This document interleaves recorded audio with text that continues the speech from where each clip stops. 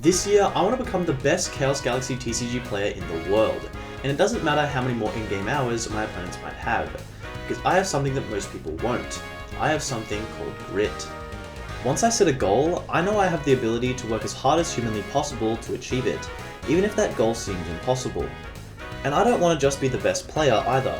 I want to create high quality content that can engage the casual fan base and help grow the online interest in the game. So to become both the best player in the world and create content, I figured the most obvious thing to do would be to take you through my journey this year to becoming the best player in the world. And it all starts with the first tournament of the year, Black Hole Battles 4.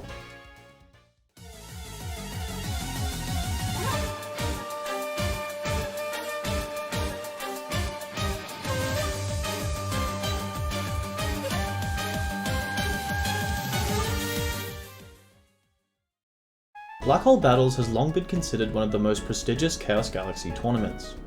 This is because at the time of its inception in 2021, it was the first tournament to feature the best of 3 format. Where other tournaments would use best of 1 for their preliminary round, Black Hole Battles had best of 3 matches the entire way through its double elimination bracket.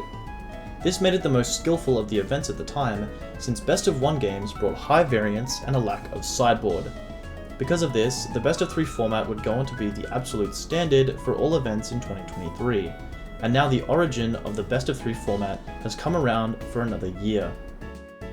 Black Hole Battles is an event that I'm pretty familiar with, getting my first ever top 2 tournament placing all the way back in 2021. I ended up coming back the very next year in Black Hole Battles 2 for my first ever tournament win in what is now probably considered my peak tournament performance. Anyway, we see Pelfin come down. Pelfin bounces the shirt back to hand. I kicked it out. I didn't know what happened. I'm back. That's what I was talking about, dude. That is the card I was talking about. Unfortunately, I happened to be on a bit of a break around the time Black Hole Battles 3 came out, and I missed out on my opportunity to continue the trend of strong performance at Black Hole Battles. But this year, I was ready to redeem myself. I was going to win Black Hole Battles 4.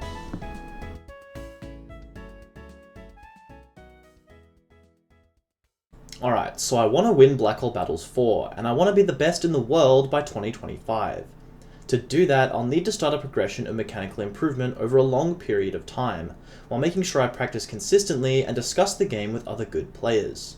More importantly though, I need a deck. Since the planetary collections have come out, the meta has been pretty up in the air, with the community being considerably less active during the end of any given year. As of writing this, the new decks have gotten little to no testing up until the last week or two. I have to say though, after only a handful of games using them, the new Blue Flame cards feel strong. And I mean really strong, with some people going as far as to say they might even beat tier 0. And I kind of agree. We all knew that Jakra was going to be scary, with the ability to shuffle away the opponent's creatures into their deck at essentially 0 cost, effectively turning their permanent resource card, the Undying Blue Flame, into a better version of the already strong Time Flash Portal. And since Jakra can shuffle your own Undying Flame back into your deck as its quote-unquote cost, you would be able to reuse this worded up Time Flash Portal several times in a single game. What I think we all underestimated though, was the other major creature for their archetype, Lagi of the Blue Flame Lamp. This little monster can search any Blue Flame card so long as it survives attacking.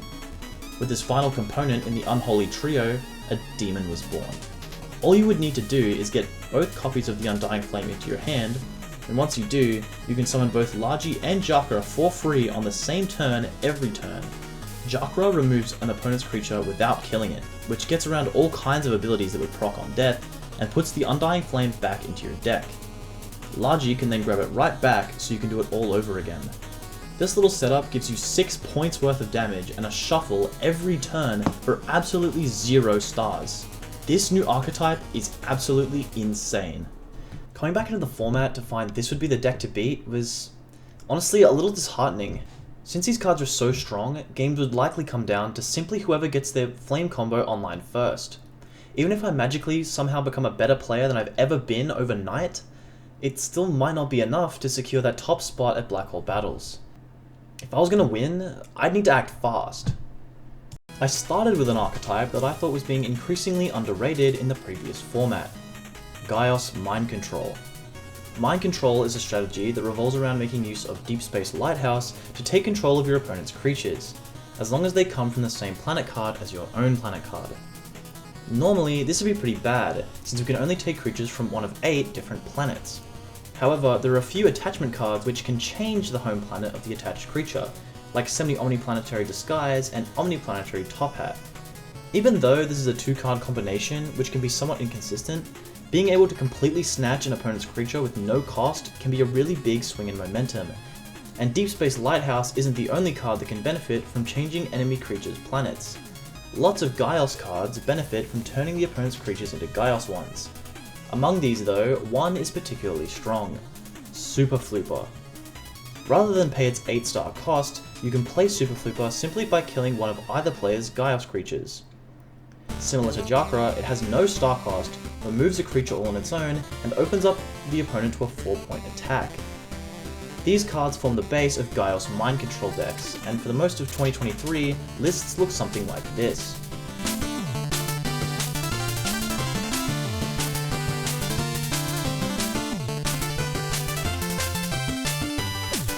The reason I said I thought the deck was underrated is because I think the people who have been playing it wrong. When the deck was first created, the deck to beat was Sindel Tempo, a deck that can summon lots of creatures with low health in an attempt to overwhelm the opponent, forcing the opponent to make bad trades, killing low health creatures with much stronger cards. You'll notice in Mind Control that small draw cards like Droplet Squaws and Waku Man are consistently played across pretty much all builds. The small cost creatures help provide cheap answers to Skelequeen and Ghast without the need to waste bigger creatures like Darkspark Diabolus and Beast of the Conjurers. I think that playing these small creatures now is a mistake. Sindel Tempo hasn't been the tier 1 king it once was for quite some time now. Ever since the creation of APC with an amazing low-end lineup and godlike star efficiency, Sindel Tempo has struggled to go toe-to-toe. By removing some of these smaller creatures, we can play a more threatening creature like Shiosian Lava Behemoth. Behemoth is a really popular 8-star with one of the highest power stats in the game, making it easy to get over any walls, as well as have a 5-point attacker in your back pocket.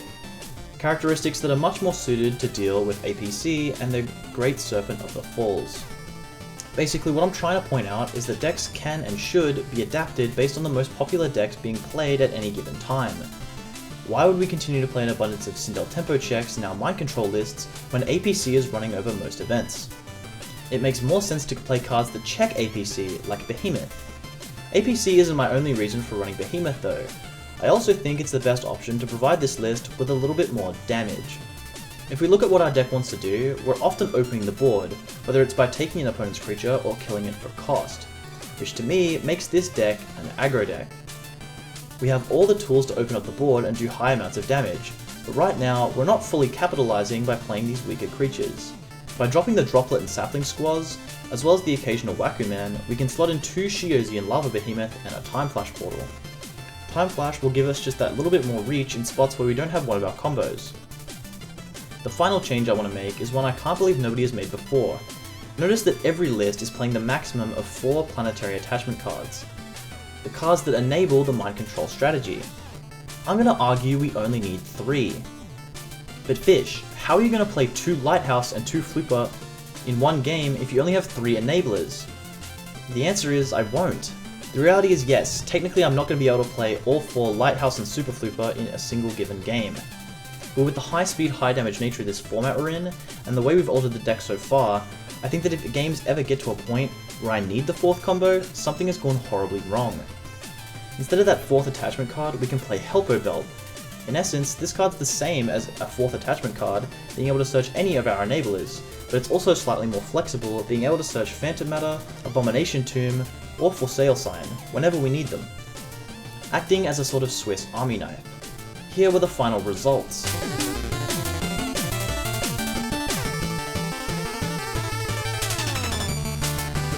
With that, I was satisfied with my list and began running it into Blue Flames over and over. In my testing, I was finding that I was able to keep up in damage for the most part, but somewhere towards the mid-game, I'd just be completely running out of cards, while my opponent would be drawing an insane amount of cards with Moltown, the Shiosian Moon, and searching with Largy. A possible solution to this would be to run Monument to Creation in the main deck. Now, if my opponent draws from Shios, I get to draw 2 cards, refueling my hand and hopefully giving me enough extra damage to finish out the game. I keep testing, without Monument, but things really aren't clicking. I think to myself, even if I add Monument, Mind Control just isn't the deck. I need to switch things up. And with only 4 days left until the tournament, I really needed to lock in. I set aside some time to grind matchups against myself on an alt account, using this Blue Flames list as a baseline to test various tech cards. At this point, I was talking with Secret27. He's considered to be the best player in the world right now and finished first on the leaderboard for tournaments last year, with more points than second and third place combined. He has a great sense for how initial builds of a deck will look, and is usually only a few cards off what the final builds end up being for most decks in the first few days of a new format. For example, about a week before the tournament, he tossed out this Shape Knights list, and it looks really solid. He also helped me come up with this baseline Blue Flame build, and it was pretty comfortable for the most part. Shiosian Lava Behemoth felt too slow for the mirror match though, so I wanted to replace it. I tried out Firebolt and Nari to shuffle away Jakra and other important creatures to try to prevent recursion, but it felt like its star cost really held it back from hitting the board in good enough spots.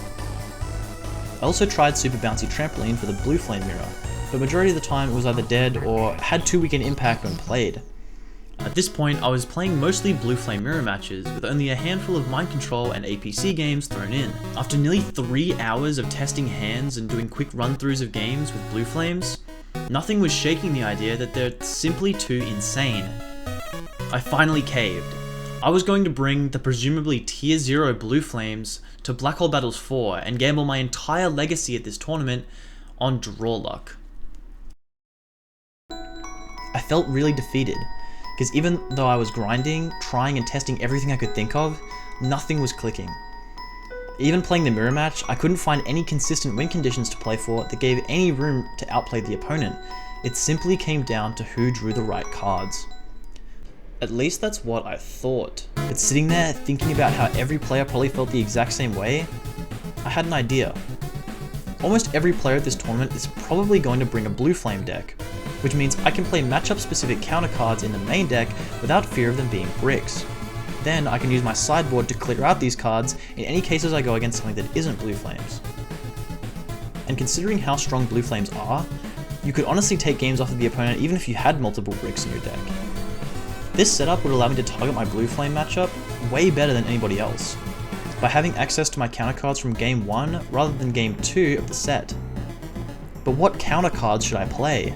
In all my testing, Firebolt and Nari and Super Bouncy Trampoline felt nowhere near as impactful as I'd hoped they'd be. The first one that came to mind was Monument to Creation. We established earlier with Gaia's Mind Control that this can get a ton of value against Shios, and may have even brought a complete non-contender up to a deck that can win games against Blue Flames. So what if I put that same card into my own Blue Flames list? The problem is, if I play against something that isn't Shios, I might legitimately have no possible way of activating my Monument. Gaia's MC and APC both have Gla, which could get a proc, but I'd need to have Monument at the right time or it becomes completely useless.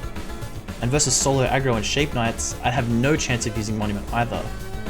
So I'm going to be sacrificing my game 1 strength against these weaker decks in order to get an edge against my main competition, which is other Blue Flame players. But just 2 copies of Monument wouldn't be enough. Now I was looking for one more decent card to play, in order to really get an edge in the matchup. And eventually, when I was looking back at my list for Gaia's Mind Control, it hit me. I can play Deep Space Lighthouse. You remember earlier I said that Lighthouse is normally bad due to only being able to target creatures from your own planet card, relying on your opponent to have a creature from one of 8 different planets? But Lighthouse could be really good if all we expect to play against are creatures from the same planet. In this case, if I'm playing Blue Flames, I'll obviously have the Shios planet card myself, and if my opponents are playing Blue Flames, they'll be primarily using Shios creatures, making Deep Space Lighthouse our second anti-flame tech card.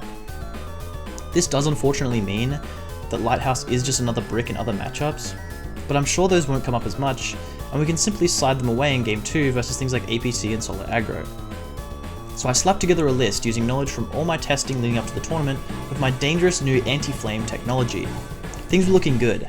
I added Relihex Mine and Time Flash Portal to the sideboard to replace Monument and Lighthouse respectively versus anything not Blue Flame. And I threw in 2 Shiosian Lava Behemoth to be safe against the new Shape Knight boss, Octorius. I saved my deck list and went to bed. The next day, things started to get heated. And not just the usual pre-tournament banter of who's going to win the event, this was much more serious. players were completely up in arms over an ambiguous ruling concerning the combination of Shape Knight Octorius, Blaze Elixir, and Cloud Cells.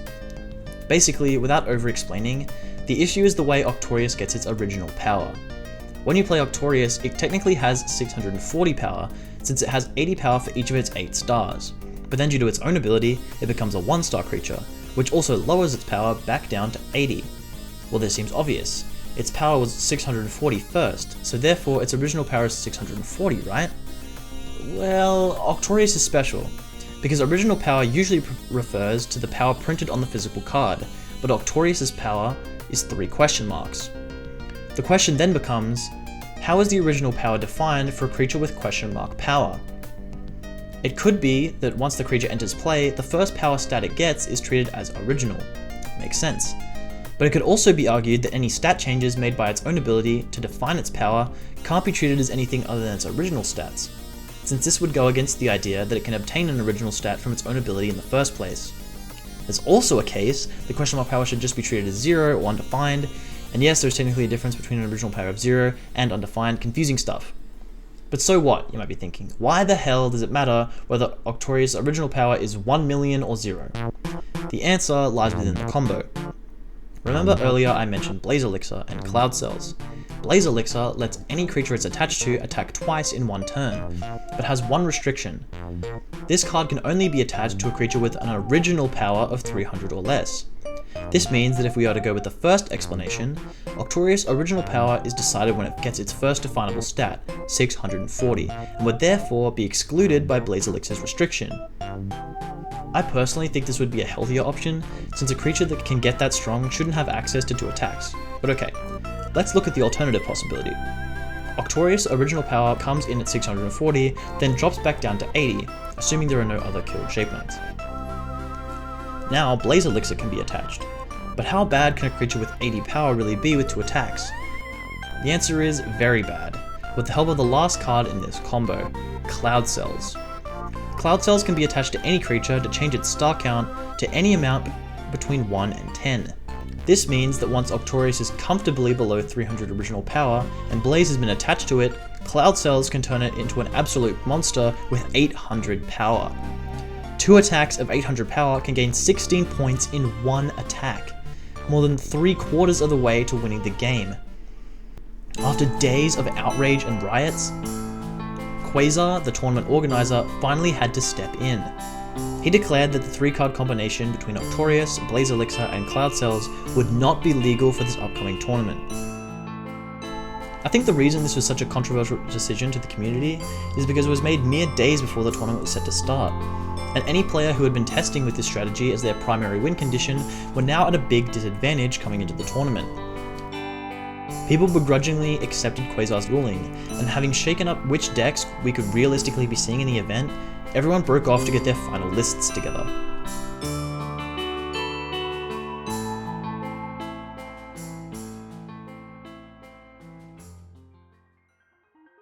As the deadline for deck submission rapidly approached, there was something on my mind I just couldn't shake off.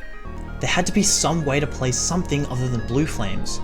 A way to take more agency over this tournament and outsmart every Blue Flames player at Black Hole Battles. But as I bashed my head on list after list, nothing was working. I took a break. That morning I got up, had some breakfast, I was watching YouTube on my computer, when all of a sudden it hit me. That list Secret had sent me before, it was the answer. Not this straightforward Blue Flames list, but Shape Knights. I instantly went to Secret and found the list he had sent me, and I sent him this message.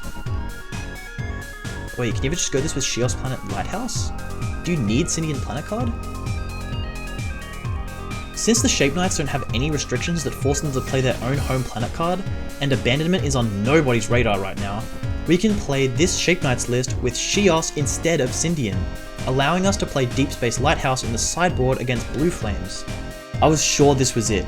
This was the final component I'd been missing, and the way I would conquer the supposed Tier 0 deck, and finally reclaim my place as the king of Black Hole Battles.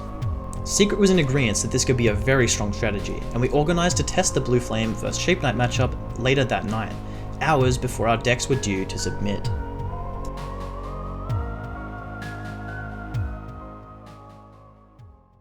It ended up going all the way up until 2 hours before submission, and we still hadn't tested the prospect of Shape Knights into Blue Flames, even in a Game 1 capacity without sideboard. We had a quick look at the list, fine-tune it for the tournament, throwing in 2 copies of Monument to Creation over one of the Lightbeam Riders and the only copy of Divine Doom. We played about 5 best of 1 games in total, going back and forth a few times, but overall the Shape Knights felt superior in the matchup, especially after resolving a Monument to Creation. All this without the inclusion of Lighthouse. We were both confident, took a step back and realized, holy shit, we're bringing Shape Knights to this tournament. After all that worry and scramble, throwing myself at different tech cards and concerning over precise blue flame ratios, trying to create some edge in the blue flame mirror matchup. Somehow in just one afternoon, the deck I ended up playing was Shios Shape Knights. I was satisfied with my choice, but also shocked. I think this is the kind of decision making that separates me from other players, and I knew that this would be the thing to give me an edge for my favourite tournament of the year, and maybe finally relive the glory of Black Hole Battles 2. We ended up saving the Shios Planet card for the sideboard, along with the Lighthouses, mainly for surprise factor. The rest of the sideboard shook out to be 1 Super Flooper and 2 KO. I didn't really expect any mind control this tournament, but after looking into it myself, I didn't want to risk someone making it work, so I added the 1 Flooper for assurance. The 2 KO for any people still clinging to APC from the last format, as it may be hard to get over 430 health with this deck. As well as Scardians in solo aggro, which again I didn't expect to see, but I think KO gave me the best answer to them if that was ever necessary. And that was it. I had my list, it was submitted, and I was ready to take on my first opponent once the tournament starts. All there was to do now was wait.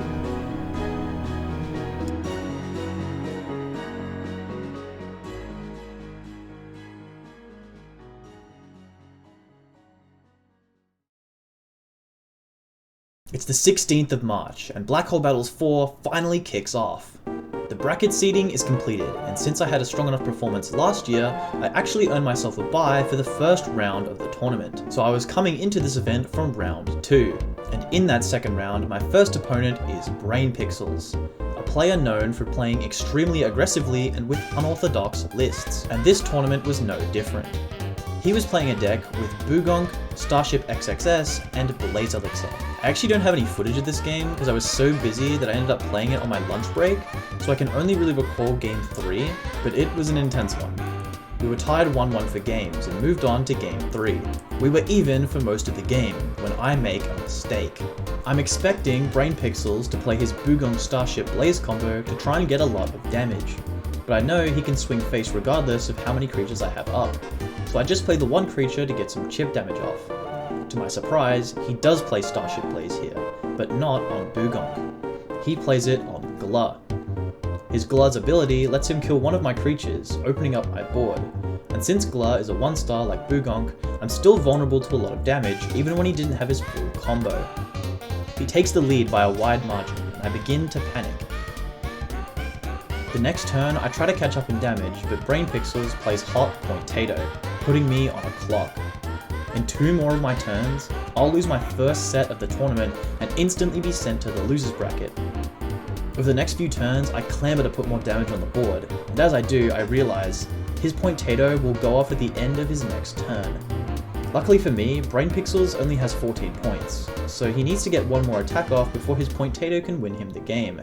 And I'm holding Point Turret. He swings in with his Point Phantom, and I play my Turret.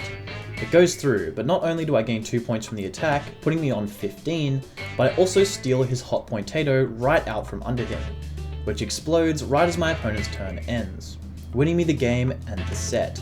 I think I was a little unbalanced this game, mainly due to rushing and having to play at work, which did make this game a lot more stressful.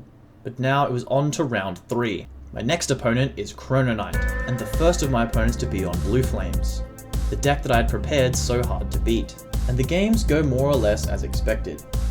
Game 1, I get lucky having 2 activated cards in my opening hand, preventing Lagi from ever being able to search. From there, I run away with the game, for a quick win via Hexator beatdown. Game 2, the opposite happens. My opponent opens with Lagi, Jakra, and the Undying Flame, essentially making his Infinite Flame combo live from turn 1 of the game. And just like that, I lose game 2 about as quickly as I won game 1. I'm not phased though, as it feels like he needs to get a whole lot luckier than I do to win the game. We proceed to game 3 and history starts to repeat itself as I beat him down with Hexator and Octorius swings, while he's still waiting for Moltown to draw him more cards.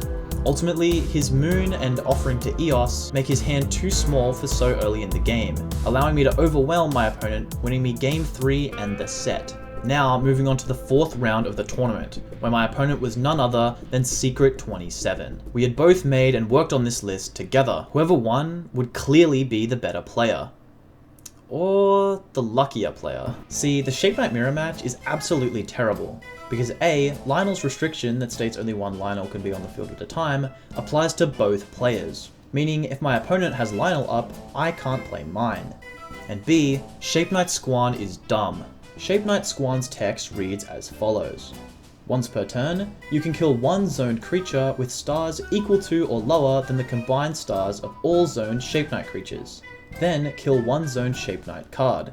Notice how Shape Knight Squan never specifies your Shape Knight creatures. This means that for the cost of my opponent's Shape Knights, I can kill any creature with less stars than the total of all Shape Knights on the board. This essentially turns Squan into a full board clear whenever the opponent has a single Shape Knight out, which can make this matchup unfortunately very reliant on drawing the right Knights at the right times, in order to do a lot of damage.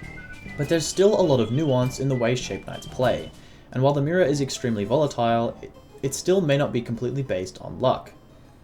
With that being said, my games against Secret felt very comfortable. Games felt very straightforward and reached a natural point where I was able to play a huge Octorius and swing for huge amounts of damage. I wish I could say there was more to talk about with this game, but the reality is, outside of those unique interactions, nothing felt particularly noteworthy. I could talk about how I tried and failed to bait his AAA with Planetary Field, or that I managed to get insane Orbov value because Secret didn't realize I'd already killed it by a Darkspark. But ultimately, none of this is groundbreaking stuff that brought me out ahead in the set. If anything, it felt easy. I had just come out of the mirror match against the best player in the world 2-0, and I didn't even sweat for a second. Things felt great. To top it all off, this game put me as the winner of the winner's bracket. This means I would only need one more win to solidify myself as the winner of Black Hole Battles, and the person playing against me would need to beat me twice in back-to-back sets. I sat back and waited for my next opponent. Whoever they are, I knew I had this tournament in the bag. And in a cruel twist of fate, my opponent was yet again Secret 27. After losing to me in the main bracket, Secret dropped down to the loser's bracket, where he cleaned everyone else out, to meet me back here for the grand final. But I still had the edge. As the winner's bracket winner, he'd need to beat me twice in order to win. This was it, the final showdown. I had beaten the Tier 0 Blue Flame decks, and now all that stood in my path to victory was the current best player in the world on the exact same list. But I'd beaten him before, just the round prior in fact. I knew I could do this. Let's go. Starting things off right, game 1 felt like another absolute clinic. Classic CG, back and forth, trading, until I built up my Octorius to finish him off. Any win out of the next 2 games and I'd be the champ. Even if I somehow lose from here, I still had a whole other set to get lucky. This tournament was mine to lose. Now, this next segment is extremely graphic, and I neglect to even show it on my channel. The following games were some of the most spirit-crushing, heart-tearing, and soul-rending games of Chaos Galaxy I have ever played. Secret 27, in the Shape Knight mirror match, proceeded to back-to-back reverse sweep me, going from 0-1 to 4-1 in the grand final. It was a horrific display of total annihilation that I feel sorry to be on the receiving end of. I felt completely helpless in every game from game 2 onward, at least for most of the game. But the most defeating part of all is that almost every game I was able to find an angle to go for lethal. In almost every single one of the 4 games I lost, I made a play that if it had gone through would win me the game right then and there. And every single one was met with a collection of 2 or more activators drawn within turns at just the right moments. I was humiliated, completely turned inside out. I had lost Black Hole Battles 4 and fallen just short of greatness. I just couldn't take it anymore. I snapped. This was my message to the community. Unfortunate doesn't begin to describe my series. This game rewards blind luck and nothing else. I'm beyond convinced at this point. After getting completely tooled by scheduling with my opponent, changing times on me at the last minute, and refusing to provide confirmation prior to the day of the match as to play times, losing this way somehow felt even worse than I had thought possible. My preparation was superior, my play was superior, and I lost. So I don't see a reason to continue engaging in an activity where what is within my control is overwhelmingly outweighed by what is not. I'm done with competitive CG. And you won't get a fond farewell either. This community is infected to its roots with a degenerative disease that grows stronger over time but stops short of killing its host. Tournaments used to have a competitive spirit at their heart. This has been transplanted and replaced with an artificial organ that feeds on vitriol and mockery from its insecure little boys that heckle by the sidelines and tear each other to shreds over scraps of attention. The environment we fostered has trapped us all in this vicious cycle, and escaping it requires acceptance of the harshest reality we all scramble to explain away: that none of the countless straining efforts we put ourselves through here will ever amount to a single shining glimmer of significance. One last thing, before I leave you all to react with disdain, ridicule, and self-righteous fervor, before you do everything in your power to minimize my words and thoughts, box them up and shove them to some cobwebbed corner of your memory, and hope they disappear forever as a stain on your finite time ground to dust, from this moment on, nothing you say matters to me. The foulest insults you hurl with intent to wound will calmly settle at the earth before my feet, and the venom you spit will bring all the pain of a warm summer breeze. You are less than anything you can conceive, while I carry on, brimming with joy distilled from detachment. So this is a copy pasta from a competitive Pokemon player who actually did mean all of the things that you just heard. Some people seem to think that this was my genuine reaction to losing the tournament. I just thought it was funny. I actually posted in like every channel in the Discord that I felt was relevant. Yeah, anyway. In all seriousness, I wasn't exactly raging at this loss, but I was extremely disappointed. Like I said, it felt like there was absolutely nothing I could do, like I had no plays that would realistically ever lead me to a win. Not a clear correlation between my skill and my results, which sucks. But I'm sure Secret felt the exact same way in the bracket round as well. Ultimately, I'm actually really proud of this tournament. I think I practiced well, stuck to my goals, and found a solution to a difficult problem I was having in the metagame. If I could go back and do it all again, I'd honestly just grind the mirror match some more. It's been a very humbling experience to get this far and this close to what I wanted to achieve, especially at this tournament, just to fall right at the last step. But this has only grown my ambition for the game, and now I'm going to work even harder to become the best. A new ban list and format are on the horizon too, so I'll have some learning to do. There's still plenty more tournaments this year to come, and I'll be coming for the winner's title at all of them.